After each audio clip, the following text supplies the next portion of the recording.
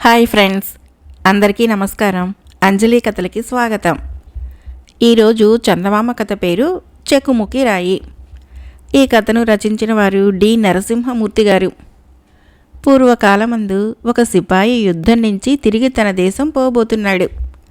దారిలో అతనికి ఒక భూతం ముసలిదాని రూపంలో ఎదురుపడి, ఏమయ్యా సిపాయి, నిన్ను నీ వేషము చూడగా గొప్ప ధైర్యవంతుడిలా కనపడుతున్నావు.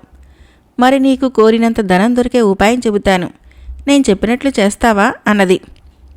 అయ్యో అంతకంటేనా, ఆ ఉపాయం ఏమిటో చెప్పు అన్నాడు సిపాయి. అదుగో ఆ చెట్టు చూసావా, దాని లోపలంతా డొల్లగానే ఉంటుంది. నువ్వు చెట్టెక్కి ఆ డొల్లలోకి దిగు. నీ నడుముకి ఒక మోకు కడతాను. నువ్వు లోపల నుంచి ఎప్పుడు పిలిస్తే అప్పుడు మోకు పట్టి లాగుతాను. నువ్వు బయటికి వచ్చేసేయచ్చు అని ముసలిది చెప్పింది. సరే అన్నాడు సిపాయి. అప్పుడు చెట్టు లోపలికి దిగిన తర్వాత ఏం చేయాలో ముసలిది చెప్పసాగింది. కిందకి దిగగానే ఒక పెద్ద చావడి, వరుసగా 3 గదులు కనపడతాయి. చావడిలో ఎల్లప్పుడూ 1000 దీపాలు వెలుగుతూ ఉంటాయి. మొదటి గది తెరవగానే మధ్యలో ఒక పెద్ద భోషాణము, దానిపైన ఒక భయంకరమైన కుక్క కనపడతాయి. ఇదిగో నా నీలి తివాసిని నీకు ఇస్తున్నాను. ఇది నేల మీద పరిచి కుక్కనెత్తి దాని మీద పడుకోబెట్టావంటే అది నిన్నేమీ చేయదు. అప్పుడు భోషాణంలో ఉండే రాగి నాణాలు నీ ఇష్టం వచ్చినన్ని తీసుకోవచ్చు. ఒకవేళ నీకు రాగి నాణాలు అక్కరలేకపోతే 2వ గది తెరువు. అక్కడ భోషాణం నిండా వెండి నాణాలు, దానిపైన ఇంకా భయంకరమైన కుక్క కనపడతాయి. కుక్కను తివాసీ పైన పడుకోబెట్టి నీవు మోయగలిగినని నాణాలు తెచ్చుకో. రాగి వద్దు, వెండి వద్దు, బంగారం మీద మోజున్నదంటావా? 3వ గది తలుపు తెరువు. ఈ గదిలో భోషాణం మీద మరింత భయంకరమైన కుక్క ఉంటుంది. దాన్ని తివాసీ మీద పడుకోబెట్టి కావాల్సినంత బంగారం తెచ్చుకో అని ముసలిది రహస్యాలు వెల్లడించింది. అప్పుడు సిపాయి, పెద్దమ్మ, నువ్వు చెప్పిందంతా బాగానే ఉంది. అయితే ఏ ఉపకారము లేకుండా ఇటువంటి రహస్యం ఎవరూ చెప్పరు కదా. తెచ్చిన ధనంలో నీకేపాటి వంతు కావాలో ఇప్పుడే తెలుసు, తర్వాత పేచీ పెడితే కుదరదు అన్నాడు. నువ్వు కష్టపడి తెచ్చుకునే ధనంలో నాకు ఒక్క దమ్మిడి అయినా వద్దు. నువ్వు వచ్చేటప్పుడు ఆ వసారాలో అగుపడే చెకుముకి రాయిని మాత్రం తెచ్చి నాకివ్వు. మా అమ్మమ్మ బతికుండగా ఒక మాట అక్కడికి వెళ్ళి దాన్ని మర్చిపోయి వచ్చింది. అది తెచ్చావంటే ఆవిడ జ్ఞాపకార్థం దానిని మేము జాగ్రత్తగా పెట్టుకుంటాం అని ముసలిది చెప్పింది. సిపాయి సరేనన్నాడు. సిపాయి నడుముకి ముసలిది మోకు బిగించింది.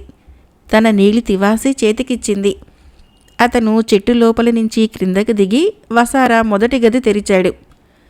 భోషాణం మీద కూర్చొని ఉన్న కుక్క బంతులంతేసి కళ్ళతో సిపాయి వైపు భయంకరంగా చూసింది.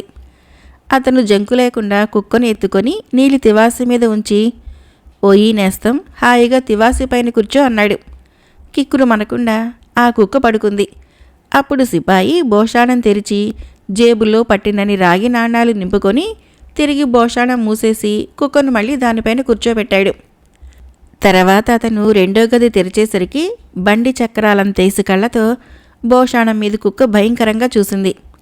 మునపటిలాగానే ఈ కుక్కను కూడా నీలి తివాసి పైన పడుకోబెట్టి భోషాణం మూత తీసేసరికి అతని కళ్ళు జిగాలుమన్నాయి.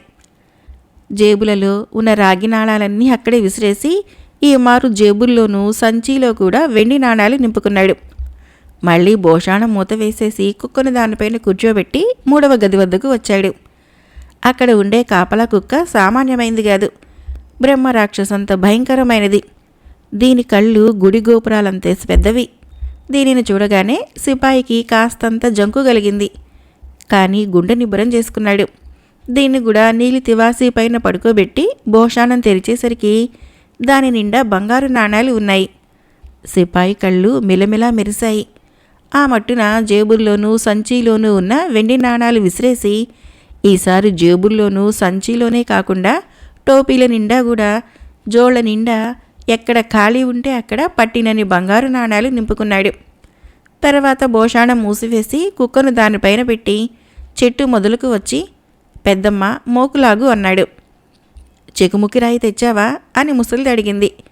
అయ్యో మరిచానే అని వెనక్కి వెళ్ళి చెకుముకి రాయి చేత పట్టుకుని వచ్చి మళ్ళీ ఈసారి మోకులాగమన్నాడు. ముసలిది మోకులాగింది. సిపాయి బయటికి వచ్చి, ఇదిగో చెకుముకి రాయి, దీంతో ఏం చేస్తావో చెప్పు అని అడిగాడు. ఆ గొడవంతా నీకెందుకు? నీకు ధనం దొరికే ఉపాయం చెప్పాను. ఆ ప్రకారం నువ్వు వెళ్ళి ధనం తెచ్చుకున్నావు. ఈ ఉపకారానికి బదులు నేను కోరిన చెకుముకురాయి నాకివ్వటమే న్యాయం. కనుక నా చెకుముకురాయి నాకిచ్చేసి నీ దాన్ని నువ్వు వెళ్ళు అని ముసలిది అన్నది. రాయి సంగతి చెబితే కానీ వల్ల కాదని సిపాయి, ఇదివరకే చెప్పాను కదా అని ముసలిది జగడమాడుకుంటున్నారు. చివరకు ముసలిది మొండుపట్టు పట్టేసరికి సిపాయి చర్రున కత్తి దూసి ఆమె పీక తెగవేశాడు. ముసలిదాని పీడ అంతటితో వదిలిపోగానే సిపాయి తన ధనమంతా నీలి తివాసీలో కట్టి భుజాన వేసుకుని చెకుముకురాయి జేబులో వేసుకొని 4 ఆమడల దూరంలో ఉన్న బస్తీని చేరుకున్నాడు. సిపాయికి ఇప్పుడు ధనం బాగా చేతులు ఆడుతూ ఉండటం వలన సదుపాయంగా భోజనం అమరింది. కోరిన దుస్తులు వేసుకుంటున్నాడు. ఒక సత్రంలో పెద్ద గది తీసుకొని దర్జాగా కాలక్షేపం చేస్తున్నాడు. అతని వేషము, అతని భాగ్యము చూసి అనేక మంది సిపాయిని ఆశ్రయించి ఊళ్ళో జరిగే ఊసులు పిచ్చాపాటిగా చెప్పేవారు. మాటల సందర్భంలో రాజును గురించి, త్రిలోక సుందరి అయిన రాజకుమార్ని గురించి అతనికి చెప్పారు. అయితే ఆమెను నేను చూడాలి. ఎలా చూడగలనో, ఎప్పుడు చూడగలనో చెప్పండి అని సిపాయిని వాళ్ళు అడిగారు. అందుకు వాళ్ళు, ఓయి సిపాయి, రాజకుమార్ని చూడటం అనేది తేలికైనటువంటి పని కాదు. దోమ దూరని కంచుకోటలో ఆమె ఉన్నది. ఆ కోటలోకి ఎవరూ వెళ్ళటానికి శక్యం కాకుండా చుట్టూ కందకాలు, బురుజులు కట్టించారు. జ్యోతిష్కులు శాస్త్రాలు తిరగవేసి ఒక సామాన్యమైన సిపాయి ఆమెకు భర్త అవుతాడని చెప్పారు. రాజుకు అది ఇష్టం లేక అటువంటి పని జరగకుండా ఆమెను కంచుకోటలో బంధించి ఉంచారు అని వాళ్ళు చెప్పారు. అయినా సిపాయి పట్టుదలతో రాజుగారి పేర జాబు రాశాడు. కానీ రాజుగారు వీల్లేదు అని జవాబు పంపారు. ఇంతలో సిపాయి తెచ్చిన ధనమంతా ఖర్చయిపోయింది. చేతిలో పైసా లేక రాత్రిపూట దీపం లేకుండా కాలక్షేపం చేయవలసి వచ్చింది. ఒకనాటి రాత్రి అతనికి చుట్ట కాల్చుకుందామనే బుద్ధి పుట్టింది. అతనికి చెకుముకురాయి సంగతి జ్ఞాపకం వచ్చి జేబులో నుంచి తీసి నిప్పు కొట్టాడు.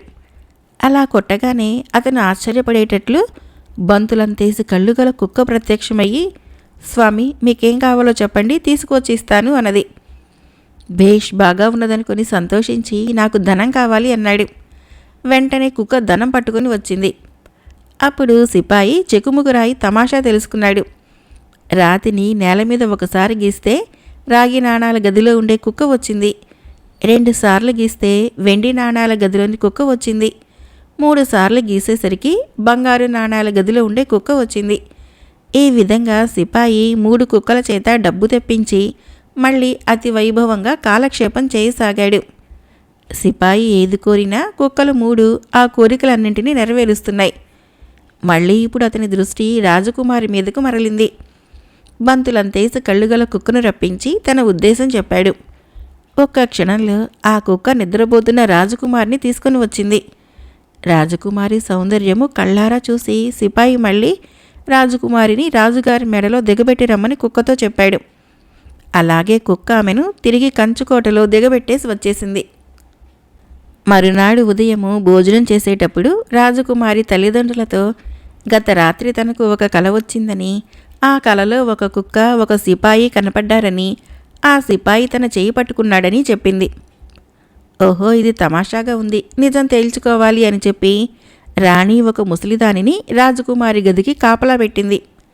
2వ రోజున మళ్ళీ ఒకసారి రాజకుమారిని చూడాలని మన సిపాయికి బుద్ధి పుట్టింది. ఇవాళ కూడా కుక్క వచ్చి రాజకుమారిని తీసుకోపోబోయింది. అయితే దాని జాడ కనిపెట్టిన ముసలిది ఆ కుక్క వెంబడే వెళ్ళి సిపాయి ఇంటి తలుపు మీద శుద్ధముక్కతో ఆనవాళ్ళు పెట్టి ఈ సంగతి రాజుగారికి చెప్పింది. మర్నాడు ఆ ఇల్లు పట్టుకుందామని రాజు, రాణి స్వయంగా పరివారంతో సహా వచ్చారు. కానీ ఆ బజార్లో ఉన్న ఇళ్లన్నింటిపైన ఒకే మోస్తరుగా ఆనవాళ్లు ఉన్నాయి. రాజకుమార్ని ఎత్తుకు వచ్చిన కుక్కే ఇలా చేసింది. అందువలన అసలు ఇల్లు ఆనవాళ్లు వాళ్ళు కనిపెట్టలేకపోయారు. అప్పుడు రాణిగారు ఒక ఉపాయం చేసింది. ఒక సిల్కు సంచి కుట్టి దాని నిండా పిండి పోసి రాజకుమారికి తెలియకుండా ఆమె మెడలో కట్టి ఉంచింది. 3వ రోజున మళ్ళీ కుక్క వచ్చి రాజకుమారిని వీపు మీద ఎక్కించుకొని సిపాయి వద్దకు తీసుకొని పోయింది. రాణి కట్టిన పిండి సంచికి అడుగున చిన్న చిల్లి ఉండటం వలన దారి పొడుగున ఆ పిండి రాలింది. ఈ సంగతి కుక్కకు తెలియదు. సంచిలో పిండి క్రిందకు రాలినందువలన రాజు, రాణిలకు ఈసారి సులువుగా ఇల్లు ఆనవాలు దొరికింది. అప్పుడు సిపాయిని వెంటనే పట్టించి ఉరి తీయమని ఆజ్ఞాపించారు. మర్నాడు జైలు కాపలా కాస్తున్నవాడు వచ్చి, రేపు రాజుగారు నిన్ను ఉరితీస్తారు అని సిపాయితో చెప్పాడు. సిపాయికి ఏమీ తోచలేదు. చెకుముకురాయి బస్సులో మర్చిపోయి వచ్చానే అని విచారించాడు. సిపాయిని ఉరితీసే రోజు వచ్చింది. జైలు కటకటాలో నుంచి చూసేసరికి ఉరిశిక్ష పొందబోయే తనను చూడటానికి జనము గుంపులు గుంపులుగా రావటం కనపడింది. అందులో ఒక పిల్లవాడు ఉరి తీసే చోటుకు పరిగెత్తిపోతూ ఉండగా వాడి కాలి జోడు ఒకటి ఊడిపోయింది. వాడిని సిపాయి పిలిచి, ఓరి కుర్రవాడా, ఎందుకంత తొందర? నన్నే కదా ఉరి తీసేది. నేను వెళ్ళంది అక్కడికి జరగబోయే తమాషా ఏమున్నది? కనుక నాకు ఒక చిన్న పని చేసి పెట్టు, నీకు ₹1 బహుమతి ఇస్తాను అన్నాడు. కుర్రవాడు సంతోషంతో ఒప్పుకునేసరికి సిపాయి తన ఇల్లు ఆనవాలు తెచ్చి అక్కడ ఉన్న చెకుముకురాయి తెచ్చి పెట్టమన్నాడు. నిమిషంలో ఆ కుర్రవాడు చెకుముకురాయి తెచ్చి ఇచ్చి బహుమతి తీసుకొని పోయాడు. ఉరి తీసేవేళకి జనము అపరిమితంగా మూగారు. సిపాయి మెడకు ఉరితాడు తగిలించగానే చచ్చిపోయే ముందు తనకొక కోరిక ఉన్నదని అతను రాజుగారితో మనవి చేశాడు. ఏమీ లేదు మహాప్రభు, ఒక్క చుట్ట కాల్చుకుందామనే కోరిక ఉన్నది. తీరగానే మీరు నన్ను ఉరి తీసేయవచ్చును అన్నాడు. అదేమంత భాగ్యము, చిన్న కోరికే కదా అని రాజుగారు సరేనన్నారు. అప్పుడు సిపాయి చెక్కుముక్క రాయి తీసి నేల మీద 6 సార్లు కొట్టేసరికి భయంకరమైన 3 కుక్కలు బంతులంతేసి కళ్ళు గలది, బండి చక్రాలంతేసి కళ్ళు గలది, గుడి గోపురాలంత కళ్ళు గలది ప్రత్యక్షమైనాయి. సిపాయి సంజ్ఞ చేసేసరికల్లా 3 కుక్కలు ఎగిరి అక్కడి పెద్దలందరినీ పిక్కపట్టుకొని ఆరంభించాయి. జనం ఎక్కడి వాళ్ళు అక్కడనే హడలి పారిపోసాగారు. రాజుగారికి కూడా భయం పట్టుకున్నది. ఓయి సిపాయి, నీకు పుణ్యం ఉంటుంది. నీ కుక్కల్ని దగ్గరకు పిలుచుకొని కట్టేసయ్యి. ఇదిగో ఇప్పుడే మా అమ్మాయిని నీకిచ్చి పెళ్లి చేసి నా రాజ్యం నీకిచ్చేస్తున్నాను అని బ్రతిమలాడేసరికి సిపాయి వాటిని మాయం చేశాడు. అప్పుడు రాజుగారు అతన్ని గుర్రపు బగ్గీలో తీసుకుని వెళ్ళి రాజకుమారికి ఇచ్చి అతి వైభవంగా పెళ్లి చేశాడు. రాజుగారు కుమార్తెను కంచుకోటలో దాచిపెట్టినప్పటికీ బ్రహ్మ రాసిన గీటు ప్రకారము ఆమెను సిపాయికిచ్చి పెళ్లి చేయక తప్పింది కాదు. మరొక కథ పేరు అంగరక్షకుడు. ఈ కథను రచించిన వారు పాలంకి వెంకటరామచంద్రమూర్తి గారు. పూర్వకాలమందు ఒక రాజు ఉండేవాడు. ఆయన ఉత్త చూపుల బొమ్మే కానీ పొట్ట చింపిన అక్షరముక్క రాదు. ఆ మాటకొస్తే సామాన్య మానవుడికి ఉండేపాటి తెలివితేటలైనా లేవు. పైగా ఆయనకు ఎంత తోస్తే అంతేగాని బ్రహ్మరుద్రుడు వచ్చి చెప్పినా వినిపించుకొని మూర్ఖుడు. అటువంటి వానితో ఎలా వేగటం? ఒకనాడు ఆ రాజు వేటకు వెళ్ళేసరికి అడవిలో ఒక పెద్ద కోతి కనపడింది. అది బాగా మనిషంత ఎత్తున ఉన్నది. సరిగ్గా మనిషిలాగానే నిలుచున్నది కూడాను. ఆ కోతి అడుగులు వేసుకుంటూ అటు ఇటు నడుస్తూ ఉంటే రాజు దానివైపు చోద్యంగా చూడసాగాడు. అలా చూసిన కొద్దీ ఆయనకు దానిపైన మక్కువ ఎక్కువై చివరకు ఇటువంటి వింత జంతువు మన సంస్థానంలో లేకపోవటమేమిటి అని కూడా అనిపించింది. వెంటనే దానిని పట్టుకుండని భటులకు ఆజ్ఞాపించాడు. ఇదేంటి, రాజుకు మతిపోయిందా ఏంటి? పౌరుషానికైతే పులిని పట్టాలి, విందుకైతే లేడినో అడవి పందినో కొట్టాలి, అంతేగాని కోతిని పట్టుకోవటమేమిటి విడ్డూరం? ఎక్కడా కనలేదు వినలేదు అని వేటగాళ్ళందరూ చాటున అనుకున్నారు. కానీ అనుకోని లాభమేమున్నది? రాజు ఆజ్ఞ దాటడానికి వీలు లేదాయే. ఆయన ఇష్టప్రకారము ఆ కోతిని పట్టి కోటకు తీసుకొని పోయారు. నగరం చేరుకోగానే రాజు తన మంత్రిని రప్పించి, ఓయి మంత్రి, ఇతనెవరనుకుంటున్నావు? నరుడిని మించిన వానరుడు. ఆ కాళ్ళ పొంకం చూడు, కండపుష్టి చూడు, మనిషికి అతనికి తేడా లేదు. మనిషికి ఉన్నంత నేర్పు అతనికి ఉన్నట్లే కనబడుతున్నాడు. కనుక అతడిని మన తాలింఖానాకు పంపించి కుస్తీ, కత్తిసాము, కసరత్తు మొదలైన సమస్త విద్యల్లోనూ తర్ఫీదు ఇప్పించినట్లయితే గొప్ప వస్తాదైతాడు. ఇటువంటి గొప్ప వస్తాదు సంస్థానంలో ఉన్నాడంటే మనకి ఎంతో కీర్తి వస్తుంది అంటూ ఉత్సాహంతో చెప్పాడు. రాజు చెప్పింది విన్న తర్వాత మంత్రి, మహాప్రభు, తమరు సెలవిచ్చిందంతా బాగానే ఉన్నది. అయితే కుక్క బుద్ధి, కోతి బుద్ధి నిలకడగా ఉండవంటారు పెద్దలు. అటువంటప్పుడు మన కోతికి సాము నేర్పించి కత్తులు కటార్లు చేతికిస్తే మరేమైనా ఉన్నదా? అదంతా చాలా ప్రమాదం. కనుక మన వానర శిఖామణిని వినోదం కోసం జంతుశాలలో ఉంచితే అందరూ చూసి ఆనందిస్తారు. కనుక అలా చేయటం మంచిదని నా అభిప్రాయము అని మనవి చేశాడు. మూర్ఖుడైన రాజుకి మంత్రి మాటలు చెవికి ఎక్కనే లేదు. తన ఆజ్ఞ నెరవేరి తీరాలని మళ్ళీ నొక్కి చెప్పాడు.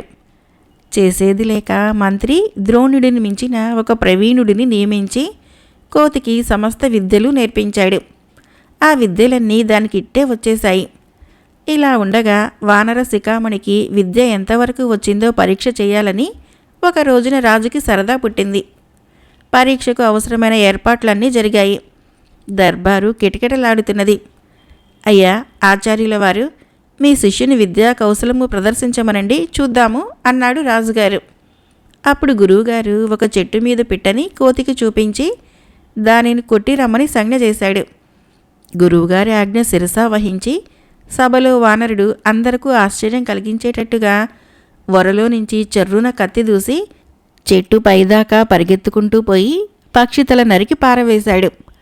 పక్షి తలకు తల, మొండానికి మొండము క్రింద పడిపోయేసరికి వానరుడి చాకచక్యానికి అందరూ భేష్ భేష్ అంటూ చప్పట్లు కొట్టారు. ఇక రాజుగారు ఆనందం పట్టనే లేకపోయారు. గమనించావా మన వానరుడి నేర్పు అన్నట్లుగా ఆయన మంత్రి వైపు ఒక చూపు విసిరాడు. సమాధానం చెప్పడానికి అది సమయం కాదని మంత్రి అప్పటికి ఊరుకున్నాడు. మరునాడు మహారాజావారు వానర శిఖామణికి అఖండమైన సన్మానం జరపదలిచి విలువైన దుస్తులతో ముస్తాబు చేయించాడు. తమ మెడలోని రత్నహారాన్ని తీసి నిండు సభలో స్వయంగా వానర వీరుడి మెడకు అలంకరించారు. ఆఖరున ఆయన లేచి, ఈ వీరాగ్రేసుణ్ణి మా అంగరక్షకునిగా ఏర్పరిచి గౌరవిస్తున్నాను అని సభలో ప్రకటించారు.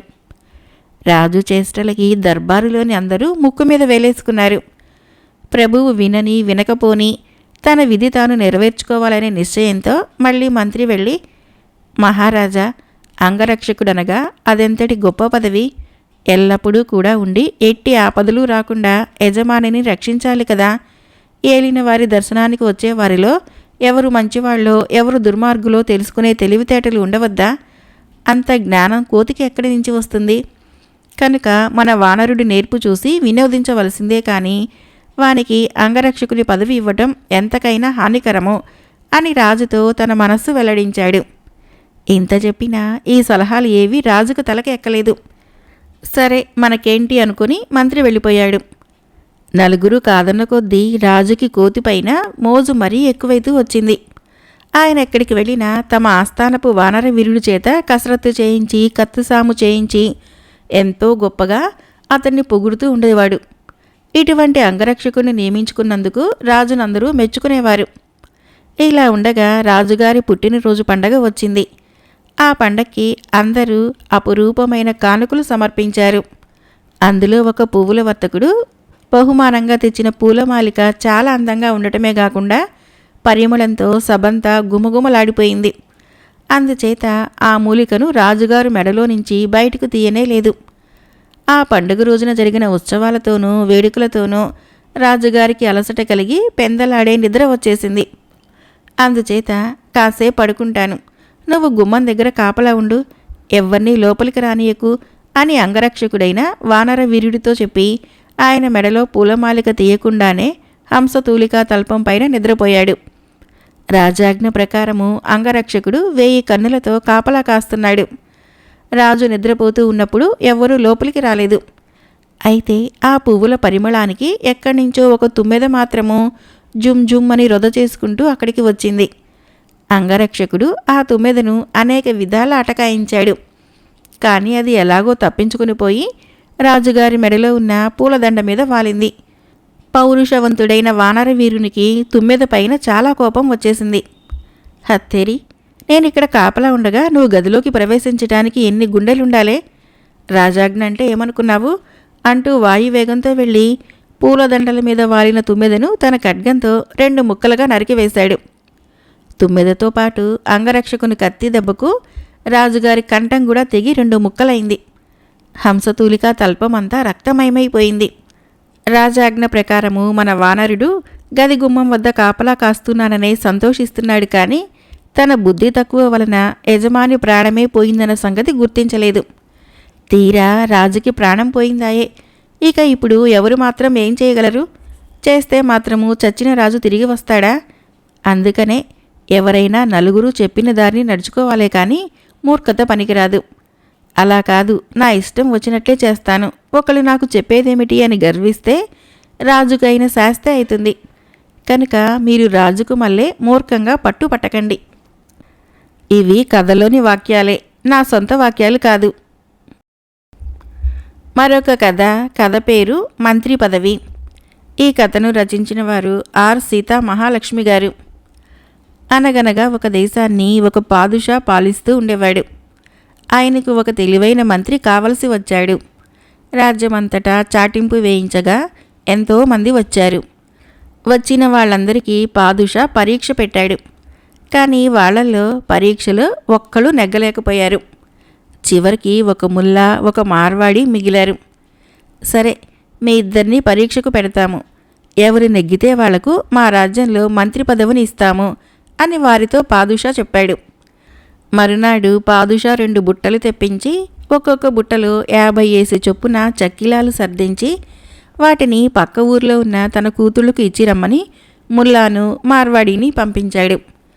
పాదుషా ఆజ్ఞ ప్రకారము చక్కిలాల బుట్టలని పొరుగుర్లో ఇచ్చేసి సాయంత్రానికి ఇద్దరూ తిరిగి వచ్చారు. ముల్లా తీసుకుని వచ్చిన రసీదులో 45 చక్కిలాలు మాత్రమే చేరినట్లు వ్రాయబడి ఉన్నది. తక్కిన 5 ఏమైనాయ్యా అని పాదుషా ప్రశ్నించాడు.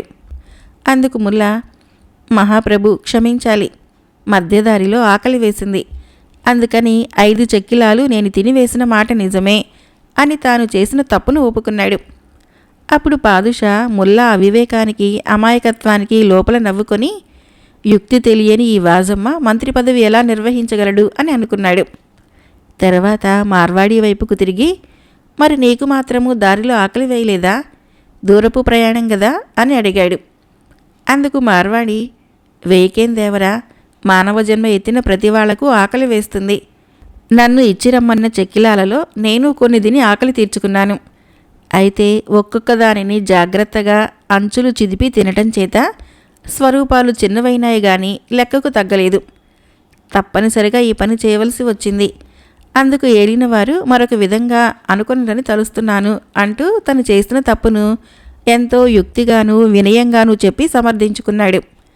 ఇది వినగానే పాదుషా మనసులో చాలా సంతోషించాడు. ఇద్దరిలోనూ ఉండే తెలివితేటలు ఇప్పుడు పాదుషాకు తెలిసి వచ్చినాయి. ఈసారి వాళ్ళకి మరొక పరీక్ష పెట్టి చూద్దామనుకున్నాడు. వాళ్లకు తెలియకుండా 2 సంచీలలో బూడిద వేయించి వాటిని పొరుగు నవాబుకు ఇచ్చిరమ్మని ఇద్దరిని పంపించాడు. ఇది ఒక అర్థం లేని పనిగా పైకి కనబడుతున్నది. కానీ బుద్ధిబలం కలవారికి, ఆలోచన లేని వారికి ఉండే తేడాను కనిపెట్టడానికి ఇదే తగిన పరీక్ష అని నిశ్చయించుకున్నాడు. ముల్లా వెళ్ళి పాదుషా ఇచ్చిన సంచిని నవాబు గారికి సమర్పించాడు. ఆయన విప్పు చూసి, ఏమయ్యా, ఇదేమిటి బూడిద తీసుకొచ్చావు, అర్థం లేకుండా, నీకేమైనా పిచ్చెత్తిందా అని కోపగించుకున్నాడు. ముల్లా హడలిపోతూ, మహారాజా, పాదుషా వారు ఇచ్చిరమ్మన్నారు, తీసుకుని వచ్చాను, అంతేగాని సంచిలో ఏమున్నదో నాకేం తెలుసునండి అని అన్నాడు. అప్పుడు రాజుగారు, ఇందులో ఏదో విలువైన వస్తువు పెట్టి పాదుషా పంపించి ఉంటాడు, వీడు దీనిని కాజేసి ఈ బూడిద పోసుకొని వచ్చాడు అని అనుమానపడి ముల్లాని అవమానించి పరాభవించి పొమ్మన్నాడు. మార్వాడి కూడా తనకిచ్చిన సంచిని తీసుకుని పోయి ఇంకో నవాబు గారికి సమర్పించాడు. అందులో ఏమున్నదో మొదట అతనికి తెలియదు. సంచి విప్పగానే ఈ నవాబు గారు కూడా అతని వైపు మిర్రి చూసి, ఇదేమిటయ్యా బూడిద పట్టుకొచ్చావు, ఇదేనా మీ పాదుషా గారు నాకు పంపించిన కానుక అన్నాడు. యుక్తిపరుడైన మార్వాడి పరిస్థితులు ఆలోచించి, ప్రభు, మా పాదుషా వారు ఈ మధ్యనే మక్కా యాత్ర సేవించుకొని వచ్చారండి, అక్కడి నుంచి తెచ్చిన పవిత్ర భస్మాన్ని ప్రత్యేకించి ఏలిన వారికి ప్రసాదంగా పంపించారండి అని ఎంతో నమ్మకంగా చెప్పాడు. నవాబు అపరిమితంగా సంతోషించి పాదుషా తరపున మార్వాడిని ఎన్నో విధాలా గౌరవించి కానుకలిచ్చి మర్యాదతో సాగరంపాడు. ముల్లా, మార్వాడి తిరిగి వచ్చారు. నవాబు పంపిన కానుకలను మార్వాడి పాదుషా గారికి సంతోషంతో అందచేశాడు. ముల్లా తెల్ల ముఖం వేసుకుని విచారంగా నిలబడ్డాడు. మరి పాదుషా ఇద్దరిలో ఎవరిని మంత్రిగా చేసుకున్నాడో మీరే ఆలోచించి చెప్పండి. కథ అయిపోయింది. ఫ్రెండ్స్, నా కథలు నచ్చినట్లయితే మన ఛానల్ని తప్పకుండా సబ్స్క్రైబ్ చేయండి, లైక్ చేయండి, షేర్ చేయండి, కామెంట్ చేయండి. Thank you.